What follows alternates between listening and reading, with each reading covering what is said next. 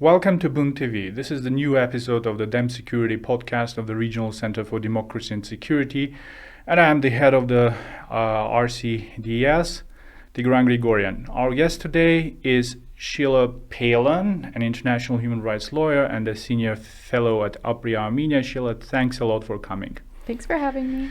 Today we are going to discuss international law in the context of democracy and security nexus. So my first question is a very relevant one. At the time of our recording, Azerbaijan has been misinterpreting and defying the provisional ruling of the International Court of Justice on the Lachin corridor. What does this mean for the international law and for the rules-based order? Is this like a significant violation? What can it lead to something bigger? So just for background, the ICJ has ordered Azerbaijan effectively to unblock the Lachin corridor in like sort of specific language. And instead of abiding by that order, they sort of enhanced the blockade by setting up an armed checkpoint where the protesters left. So, that's not only whereas before they were interpreting the original order in sort of sneaky ways to say, well, it's not us, we're not the ones doing this, it's the protesters, there's nothing we can do about the protesters. Now they've stepped it up in a way that they're overtly violating the order, they themselves.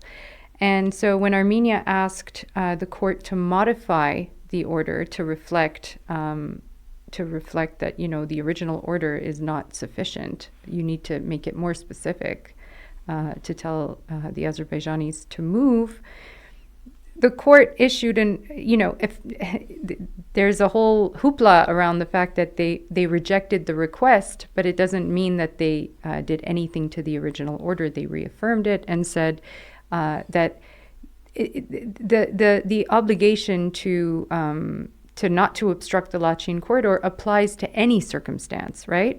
So what this means is, insofar as these violations continue to go unpunished, you can't punish it in the sort of criminal sense, but without consequence, yes, it totally has an erosion, a corrosive effect on the power and of not only international law, but the authority of the International Court of Justice. And I would go so far as to say that Azerbaijan is in contempt of the court. Because they are not only deliberately and in bad faith misinterpreting a very clear order, but the effect of doing that is having major humanitarian consequences that, obviously are going to that have a very strong ethnic cleansing component to it. Are there any other precedents when countries are openly defying the decisions of the International Court? Unfortunately, yeah. So, there are plenty, and that doesn't mean that that doesn't. Yeah, and there are plenty that have come with condemnation as well from the Security Council. In this case, we're not getting anything. In the case of the violation of the order with respect to the Lachin corridor. But yes, unfortunately, it's not a unique circumstance that a state refuses to comply. And it doesn't mean that the game is over. The case goes on, and it is also clear in the order that at the end of when the judges decide on the ultimate merits of the case in Armenia's case against Azerbaijan, this issue will arise. This issue, they will determine whether Azerbaijan violated the order, what the consequences were, and how much reparation will need to be made. So, yeah. Yeah, I see. So let's move to the theoretical part of our discussion. Is there any difference whether a democratic regime or an autocratic regime is trying to use the instruments of international law to promote its security, to enhance its security. Is there academic literature on that? What do the scholars say?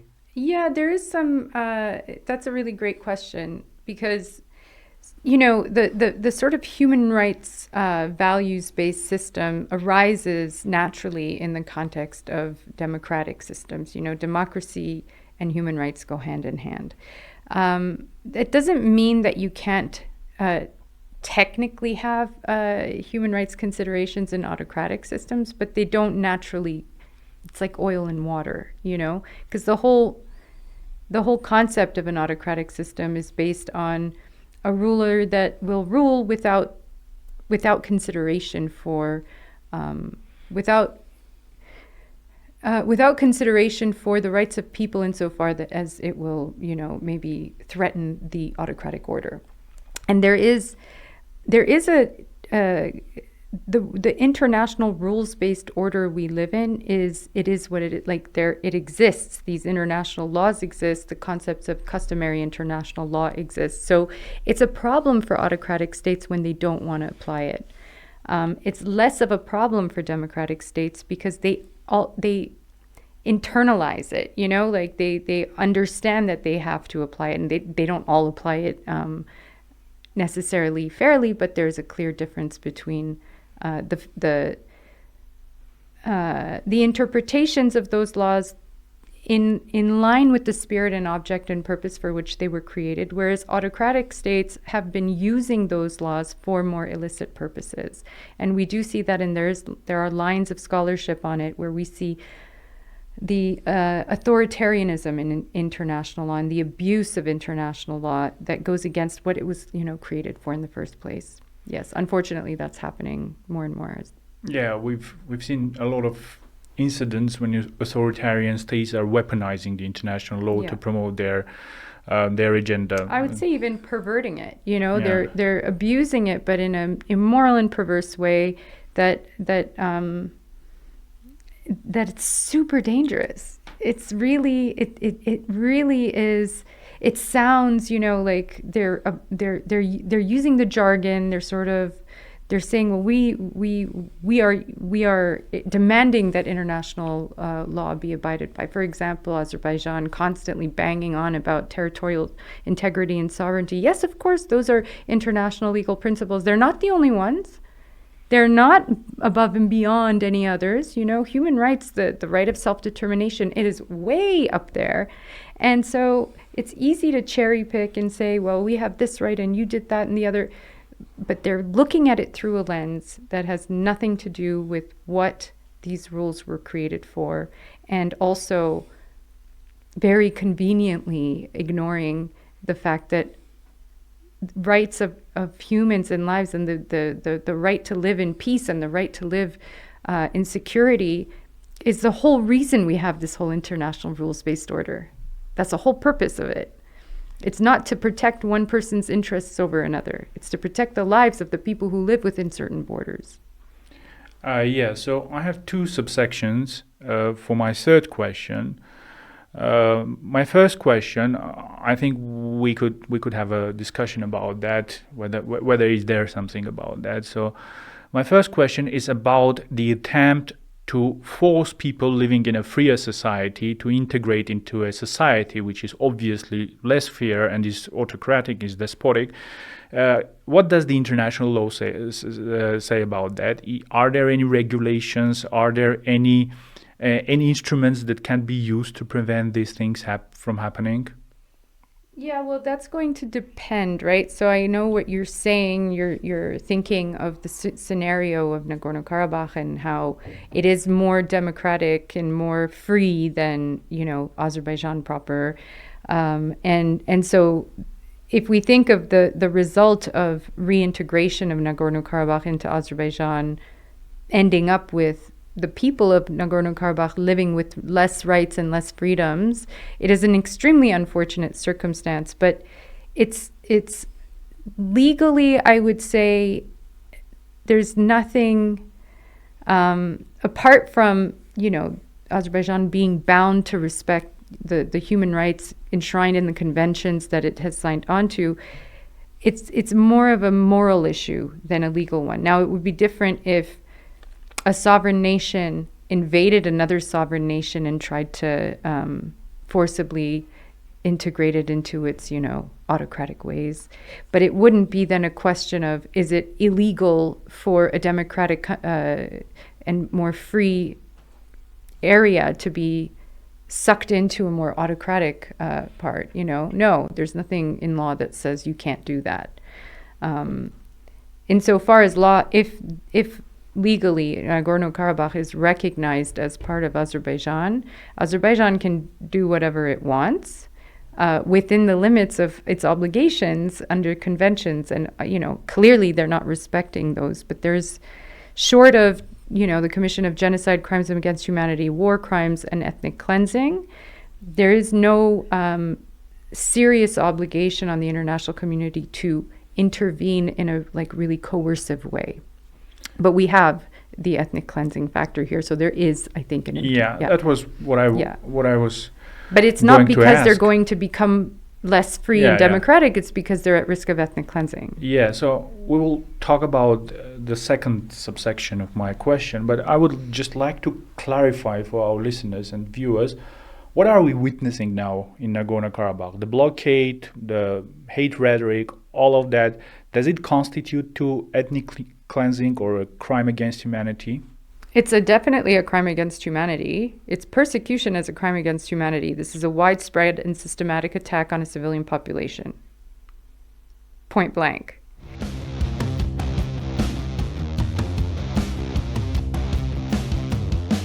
Nobody says that out loud. It is a total crime against humanity. And there are many more. I would say, you've got the imminent risk of deportation or forcible transfer as a crime against humanity, all kinds of other inhumane acts. So, yes, we are witnessing international relative apathy to a very serious, not just international crime. It's not just a humanitarian crisis. This isn't just about protecting the rights and securities of Armenians. There is, I think, a serious lack of recognition that there is an ongoing international crime happening here. Yeah. And because it doesn't look like Rwanda, or it doesn't look like, maybe even Ukraine yet, because bombs aren't dropping. But bombs were dropping not long ago, and there are people dying every week. People are on the brink of starvation. Why do we have to wait until they're emaciated? Exactly. It's like, we have to wait. Are we going to do this every time? How many times does this have to happen before we wake up? I don't get it. I mean, I've worked on many conflicts. I've worked on them long after they occurred. Rwanda, former Yugoslavia, Cambodia. I thought we were a little bit further ahead of having to repeat our same mistakes. But unfortunately here, it's definitely happening. Yeah, I have the same thought whenever I read a piece where, or I don't know, a piece of information that this power is going to apply sanctions when, I don't know, a bloodshed happens there. Why do you need to wait until something happens? I mean, preventive measures are way more important. And now coming back to the second subsection of my third question. It sounds like a draft. Yeah, well, we had some kind of a draft. To be honest, to be perfectly honest. So are autocratic regimes more inclined to get engaged in policies of ethnic cleansing and doing stuff like crimes against humanity? I mean, I would say that they have less of a buffer or a sort of a stop button, I don't want to believe that we live in any world where people are just constantly naturally inclined to commit crimes. It's not. I want to believe in the goodness of people, even autocratic. But because more democratic, I guess, regimes not only answer to their people large groups of people in whom I believe the goodness, and I believe in the goodness of the Azerbaijani people and the people of any autocratic state. It's not their fault that their leaders are despotic and terrible people, like they are terrible people. Sorry, you're collecting all this money, putting it in your pocket and hurting others in the process. Not fair. But that's like sort of the human drive for greed and the human sad, ability to become desensitized to things like murder or human rights violations or whatever is much more likely in an autocratic state, which functions without limit, which functions freely at the leadership level. And so yes, if ethnic cleansing of a minority group that they don't particularly like because it's causing them trouble is going to solve their problem, they're more likely to do it than a leader of I think a democratic country which has more of an affinity to the human rights values-based system. But it's not black and white. Democratic countries also commit all kinds of terrible crimes or violations. The world is full of them, but at least there are systems for accountability. There are systems for answering to that more in a democratic country where people will wake up and say, hey, this isn't cool, and you can't do that in an autocratic country because then you'll be targeted. Yeah, and one other point is that in autocratic systems, it's easier to monopolize the media and propaganda resources. Mm-hmm. So it's easier to have some sort of hate narratives being spread, like the things we saw in Rwanda, the things we saw in other autocratic countries. In democracies, you have some sort of plurality in media, you have civil society that could raise questions, unpopular questions. In autocratic regimes, you don't have that. And I would like to end our episode by giving you an opportunity to present your view on the on the relationship between international law and human rights. I know that you're a big proponent of a human-oriented or human rights-oriented approach to the international law. Could you briefly present to our viewers and listeners what does it really mean? Oh, you want me to sound like a hippie now? Yeah, of course. I in like titles or speeches or whatever, I'll separate international law and human rights. I'll say, I'm an expert in international law and human rights. But human rights is part of international law. It's right up there with all kinds of different areas of international law. And international human rights are as important as the right to, or the principle of territorial sovereignty and integrity. There's no hierarchy there. One is not more important than the other. And yet we've forgotten, we are living in a world where I see a massive digression of human rights, losing so much respect, so much importance and value, because of course it is a dark world that we live in. And so the cynicism that comes with that and the jaded sort of, human rights don't matter. Why do they matter? I get this question a lot. There's a right to peace, it's not enshrined, but it's clear that peace comes with respect for human rights, and we have a right to that. So if we stop taking such a nationalist, territorial-based view of international law as the law that governs the relations between states and start giving human rights the prominence it has, not it deserves, it has, but we're just shoving it to the side because we think land is more important. We think, weaponizing is more important. Who has more weapons? Who has the lives and rights of all humans on this planet need to be not respected in lip service, but in actual hardcore work. So I keep trying to remind and speak of taking a human rights-based approach in scholarship, in advocacy, in in research, and of course in diplomacy. But I don't know why, whereas it comes naturally for me. It's like if someone asks me, why should we care about human rights? I say, well, yeah, why should we care about being a good person? You know, you're right. Like, what do you mean? Why do human rights matter? I don't know, because we have to share this planet, and we would like it to be a pleasant place to live. That's why, you know. And the further you are from the front line, the more anti-human, like the more sort of realpolitik-y one will get. But those who live under the reign of fire would like nothing more for that to stop. No matter what the land you call it or who's ruling what, just leave me alone, let me graze, let me raise my children, let me eat. So I think it's really important for those of us who are privileged enough to live safe lives, when we opine about this, think about the fact that you are lucky to be safe and have food on your table, and that's why it's important to fight for the rights of others. Yeah, and a small follow-up question before we finish this episode.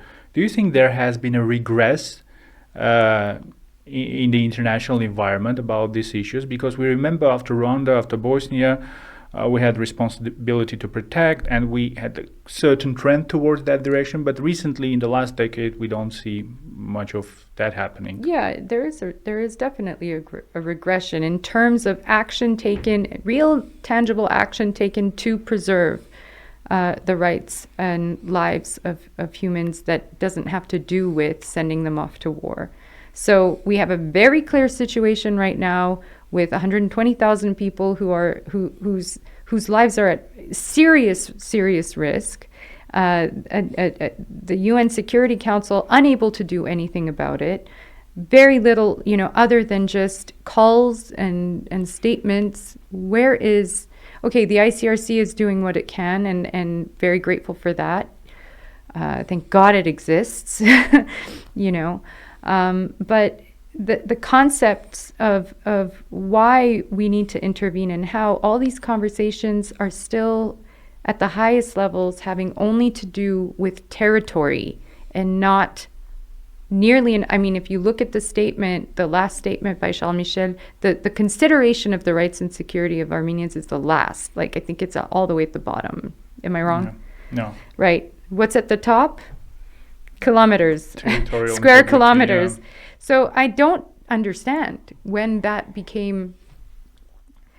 Yeah, maybe... I don't want to understand.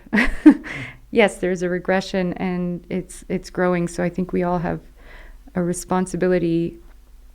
The international community is not just states, it's also grassroots. It's us, you and me, to try to develop a relationship with what we think rights means and how important we think they are, and then if we agree, then to keep fighting for them. Sheila, thanks a lot. It was great talk to you as always. Thank you. Thanks for having me.